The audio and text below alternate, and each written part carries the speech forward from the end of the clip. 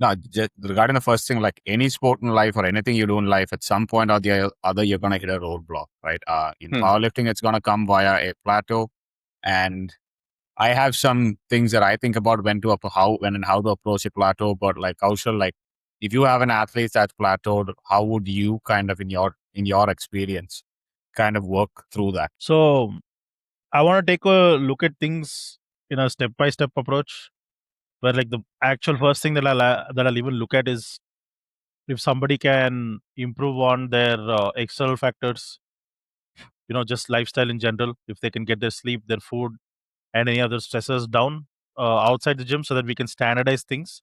Because usually what happens is that these are usually underreported things where people be like, oh, I don't want to bother my coach with these things, or they think, oh, it's not relevant, because they're like, no matter what happens outside the gym, I should still be able to perform inside the gym. Because usually they have this mindset of, well, everybody's going through it, right? Everybody has their own problems, and so do I. But that doesn't mean that I use them as excuses. They're not excuses. They're still going to be there in your life, right? Excuses are different. Excuses are when, like, even when things are good, you don't want to show up, or you're making reasons to not show up. That's not the thing here.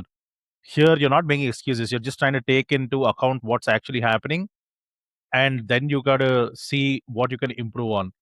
So if the reason why I take a look at this, the first thing that I take a look at is the sleep, nutrition, and everything else that's outside the program, is because if that's not relatively stable, you can't actually make meaningful understanding or changes in programming as well.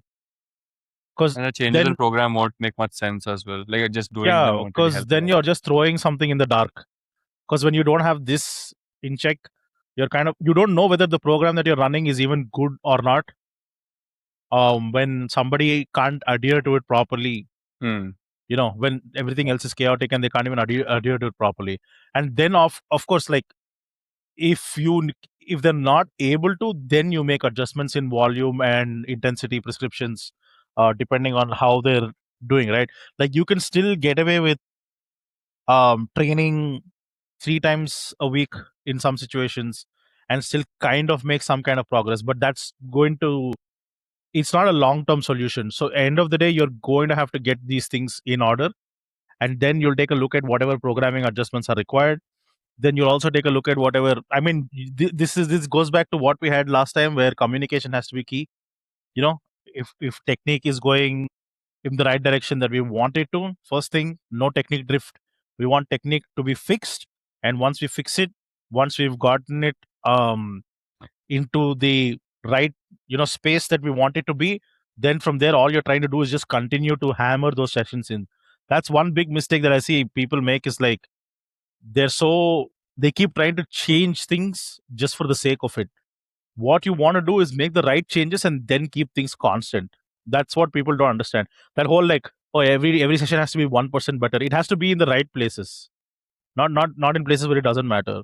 So you need to make sure that technique related issues, anything, if anything, fix and then adjust that.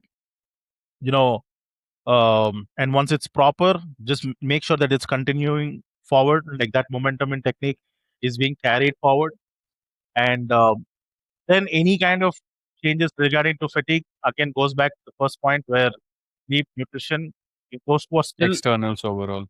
if those things are like really good, then you can make adjustments or changes in technique, where you're in programming, where you're like, okay, he's doing fine, maybe I need to adjust something in the program. Then you take feedback, then again you adjust, then again you see how it goes. So it's a continuous process, which is also probably like off topic, but one of the most common questions I'll get from people is that, how long is your training program for? Yeah, there's nothing like that. It's not going to be same for everybody in any case. And no, there's nothing like this is a lifelong thing. Like, if it's for as long as you want to do powerlifting for. So when somebody says, like, how long do I need to take coaching from you? Oh, is it a 3-month course, this 6 months course? It's not like that. It's consistent improvement on both ends. Like, you tell me what is happening, I'll see what I can change. Then again, we'll see after that block is over again, or like, even mid block, if something's happening, then you can come and tell me. Then again, I'll change it. So there's always consistent adjustment and tweaks. The tweaks might not be like extremely like different from last block, like one block to the other, the programming might look very similar, but overall you'll see that there is consistently something where, like, there are tweaks happening, or in some cases you even repeat the block just to see if you get a better response this time, right? So yeah, there's so many ways to like look at